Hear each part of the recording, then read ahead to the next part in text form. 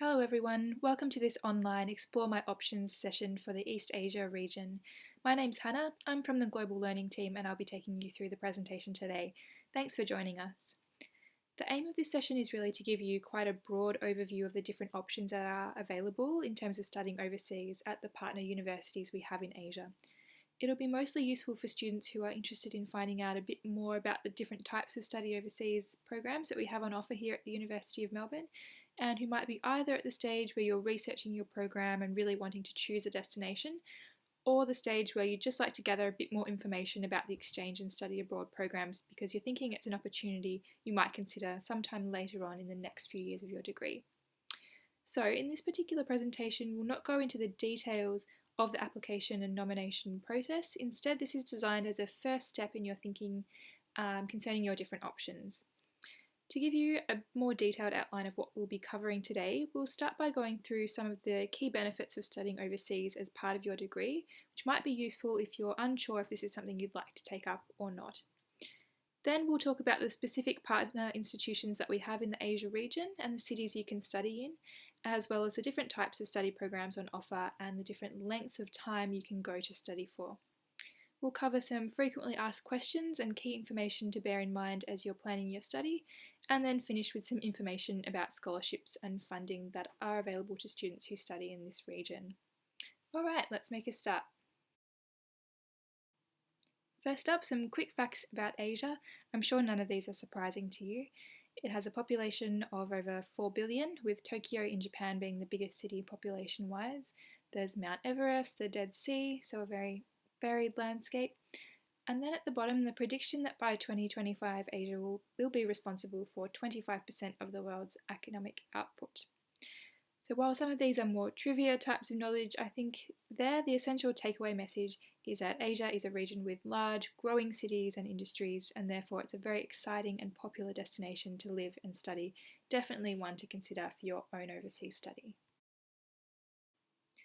Moving on now to have a look at some of the benefits of studying overseas. This might be useful if you're undecided about whether it's something that you would like to do or not, or whether overseas study could be useful for where you're headed in your degree and career. So firstly, looking at the academic benefits here, it's a chance to really deepen your learning and gain an international perspective on the disciplines and ideas that you're studying as part of your degree by taking classes in a different country with different academic staff and students from all around the world. From a similar point of view, it's also a chance to experience a different academic system, so how the university classes and teaching operate in a different country, which could be quite a bit different from what we're used to here at Melbourne. For those of you who are studying a language as part of your degree or diploma, or those keen to start learning for the first time, studying abroad is a great opportunity to learn a new language. It might be through doing subjects in that language or just learning from being exposed to it and living in the country. Finally, the last point here, another academic benefit is that you can often take subjects that aren't available at the University of Melbourne. Particularly in terms of breadth or elective subjects, it really broadens your choice of subject material. Just to finish up on this slide, of course the overall academic benefit is that you receive credit for the subjects you study overseas towards your University of Melbourne degree. So you're not taking time off from your degree to travel and study, but the work you do counts as credit points towards your degree here. Next are some of the personal benefits. Of course, these will be different for each person and what you're hoping to get out of your exchange, but overall it's a chance to experience another culture, meet new people and become more independent and challenge yourself by getting out of your comfort zone and proving to yourself that you can do something that's not that easy, but is also very rewarding.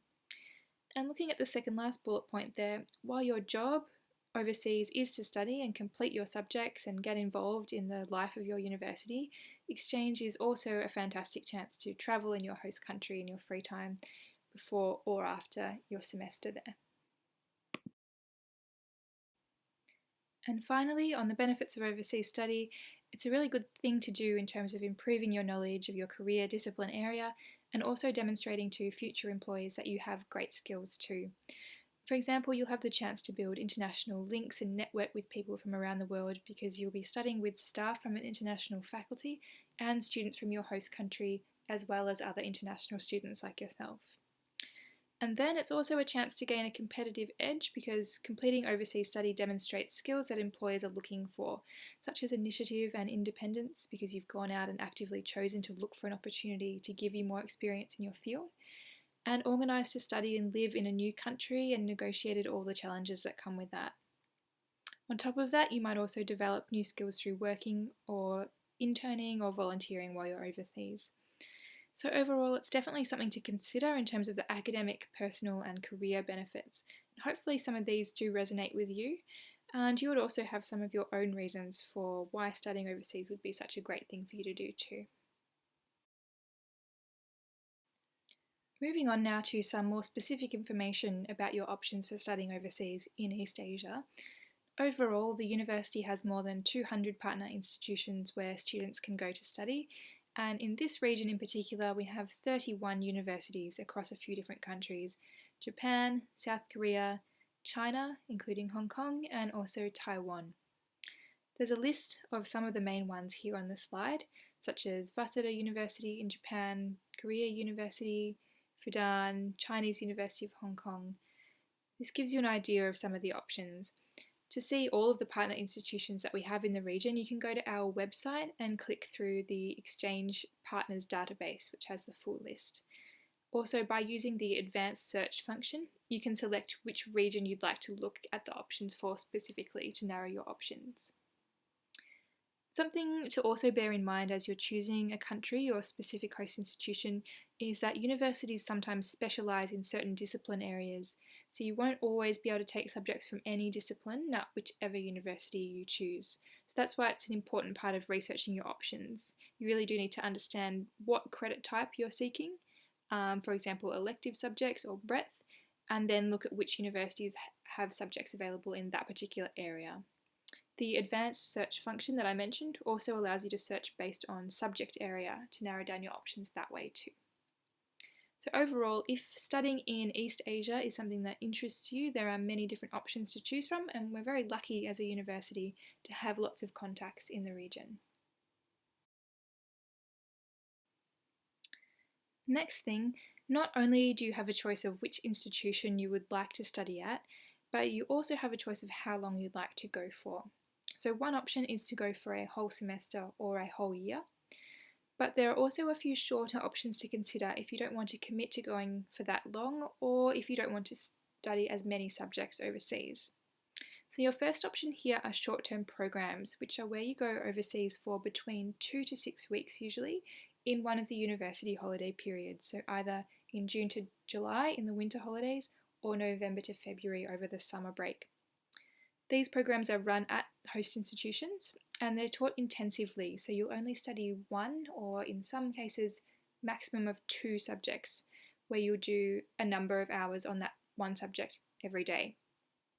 The available programs that we have do change each semester just depending on what the host institutions can offer, but you can see there on the slide some of the options in East Asia that we had in our last summer round were Sophia University and Korea University. So we have programs in Japan and South Korea, and also some partner programs in China and Hong Kong as well for that particular region. So you can look at the Overseas Study website for a full list of our short-term programs. The second option on the slide there are University of Melbourne overseas subjects, we call it UMOS, which are another opportunity to study a single subject overseas. The difference here is that these subjects are run by the University of Melbourne staff rather than a partner university, and they might be either wholly or partially taught overseas. The University of Melbourne Handbook is the place to go for information about which subjects are offered overseas in this format. So these short study options can be useful for students if the degree you're studying makes it particularly difficult to study a whole semester or a whole year overseas, or can be done in addition to a longer exchange program. Essentially, if you're interested in the East Asian region, you have a number of different program options available to you in terms of how you prefer to study overseas and how long you'd like to go for. Okay, now just a few quick notes on one of the questions that's often foremost in people's minds when thinking about where to study overseas. Can I study in English? The short answer is yes, you can study in English, even in countries where English is not one of the languages spoken. So very luckily, most universities offer subjects both in their native language and some in English as well. However, bear in mind that an English option won't necessarily be available for every subject, so you'll have to research the language options in a bit of detail before you make your final decisions. On another note, your partner university might actually have some language level requirements or tests if you're wishing to study a subject in the native language, so just be aware of that too. Overall, however, regardless of whether you're taking subjects in the native language or not, we recommend that you're prepared to at least know or understand some of the native language of your host country so that you're a bit more comfortable in navigating being at the university and just living there in general. So an option for you here is to take a pre-semester intensive language course. Okay, so on this slide there are some handy tips and things to keep in the back of your mind while you're doing your research on where you'd like to study. Firstly, that only 2 of our partner universities accept exchange applications from Chinese nationals in China. So that information is displayed on our website. Secondly, sometimes it can be tricky to find detailed subject information for some of the universities, in which case we recommend that you get in touch with the advisor for your region from our team here at Global Learning, who will have a bit more detailed knowledge about your particular partner institution and point you in the right direction. At the end of this presentation, I'll let you know exactly how you can get in contact with us.